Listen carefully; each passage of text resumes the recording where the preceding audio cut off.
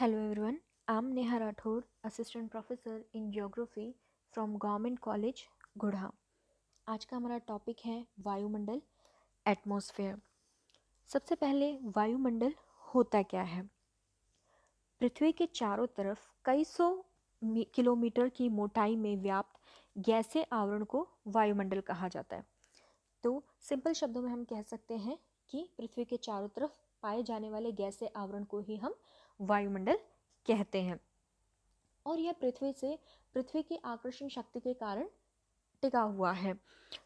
वायुमंडल के संगठन में कई सौ गैसों का योगदान होता है, परंतु उसमें 99% जो भाग है वो नाइट्रोजन और ऑक्सीजन का होता है। 78% नाइट्रोजन एंड 21% ऑक्सीजन होती है। 1% का प्रतिनिधित्व argon, carbon dioxide, hydrogen, neon, helium, krypton, xenon, ozone आदि भारी तथा हल्की गैसों द्वारा होता है।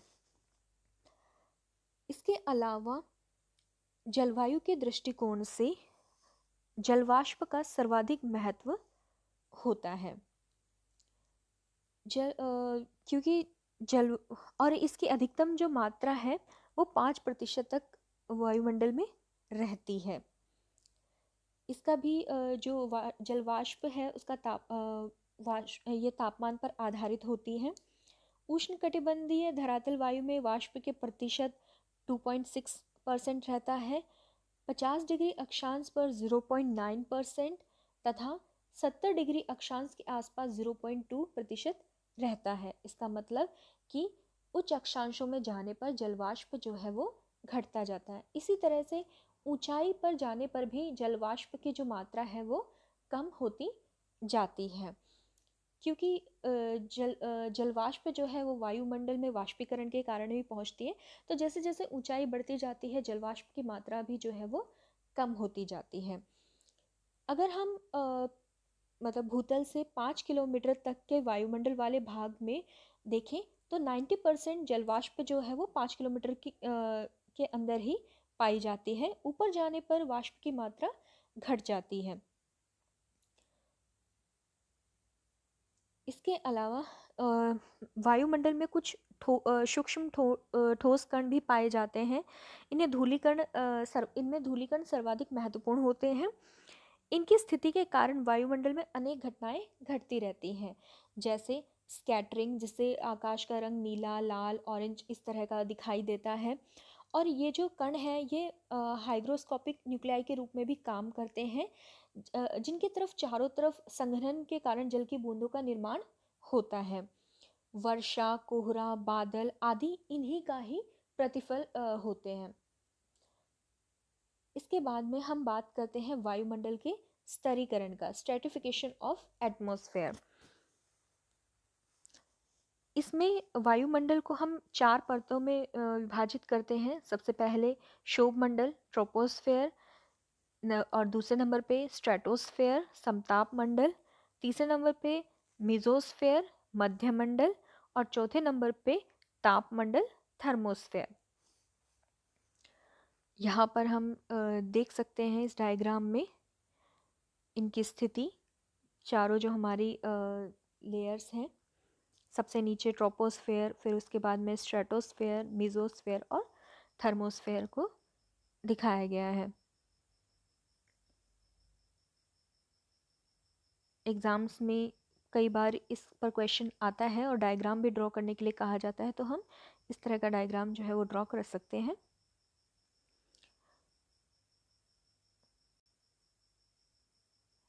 अब बात करते हैं सबसे पहली जो परत है क्षोभमंडल, ट्रोपोस्फेयर, उसके बारे में।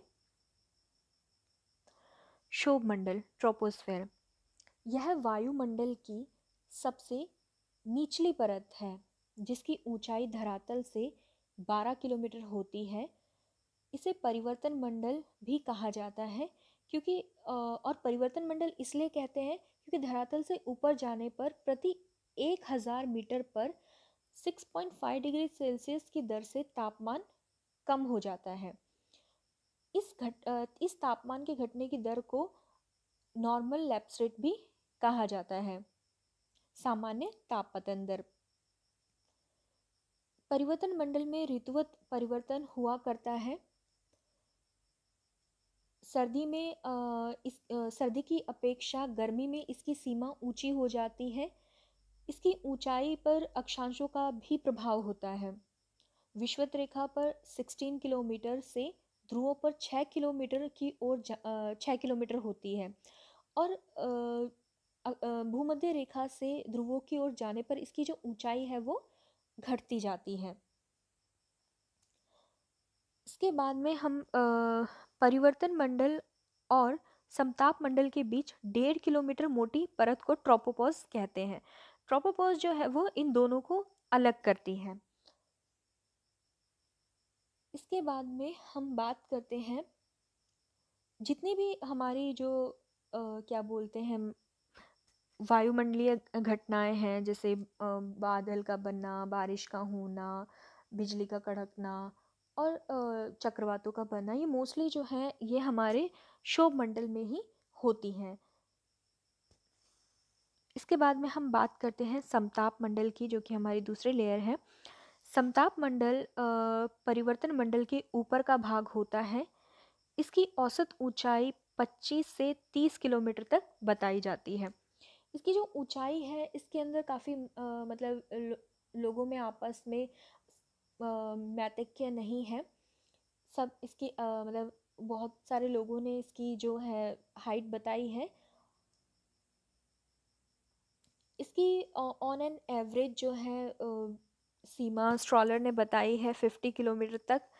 समताप मंडल के स्ट्रेटोपॉज समताप मंडल में स्ट्रेटोपॉज होता है जो समताप मंडल को मध्य मंडल से अलग करता है। इसी में ओजोन मंडल भी पाया जाता है जो कि 15 किलोमीटर से 35 किलोमीटर के बीच में स्थित होता है। आप सभी को पता होगा कि ओजोन जो लेयर होती है वो हमारी अर्थ के लिए बहुत ज़्यादा इम्पॉर्टेंट है। यहाँ पे जो जीव जंतु हैं, मानव है, उनके लिए जो सूर्य से आने वाली बैंगनी किरणें हैं, अल्ट्रावायलेट रेज हैं, वो बहुत ही ज़्यादा हानिकारक होती हैं। ये लेयर जो है वो इन पैराबैंगनी किरणों को पृथ्वी पर पहुंचने से रोकती है और इसको एब्जॉर्ब कर लेती है। इसके बाद में हम बात करते हैं मध्य मंडल की। मध्य मंडल 50 किमी से 80 किमी की ऊंचाई वाला वायुमंडलीय भाग मध्य मंडल कहलाता है, जिसमें तापमान में ऊंचाई के साथ ह्रास होता है। 80 किलोमीटर की ऊंचाई पर तापमान -80 डिग्री सेल्सियस हो जाता है। इस न्यूनतम तापमान की सीमा को मेसोपॉज कहते हैं, जिसके ऊपर जाने पर तापमान में पुनर्वृद्धि होती है। सबसे पहले ट्रोपोस्फेयर जो है उसमें ऊंचाई के साथ में तापमान जो है उसमें बहुत ज़्यादा गिरावट आती है। फिर स्ट्रेटोस्फेयर की बात करें तो स्ट्रेटोस्फेयर में तापमान ऊंचाई के साथ बढ़ने पर बहुत ज़्यादा गिरावट नहीं आती है। अगेन मेसोस्फेयर में जाने पर तापमान में वापस से ऊंचाई के साथ में जो तापमान है वो घटता जाता है। इसके बाद में हम बात करेंगे तापमंडल की। थर्मोस्फेयर मेसोपॉज के ऊपर वाला वायुमंडलीय भाग तापमंडल कहलाता है। इसमें ऊंचाई के साथ तीव्र गति से तापमान बढ़ता जाता है। इसमें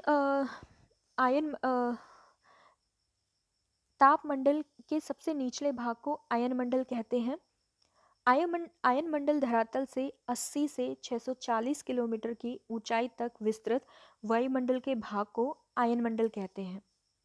इस भाग में विस्मयकारी विद्युतीय एवं चुंबकीय घटनाएं घटित होती रहती हैं और यहीं पर ब्रह्मांड किरणों का परिलक्षण होता है।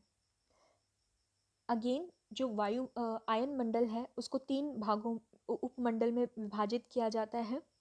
पहला डी सतह है जो कि 60 से 96 किलोमीटर की ऊंचाई के बीच में स्थित है। यहीं पे रेडियो की मध्यम तरंगें यहाँ से परावर्तित हो जाती हैं। सॉरी, इसके बाद में आती है ई लेयर, जिसकी जो है ऊंचाई है 96 से 144 किलोमीटर। यहाँ पर रेडियो की मध्यम तरंगें परावर्तित हो जाती हैं। सबसे ऊपरी परत को एफ सतह कहते हैं, जिसका विस्तार 144 से 360 किलोमीटर तक है। इस सतह से रेडियो की लघु तरंगें परावर्तित हो जाती हैं।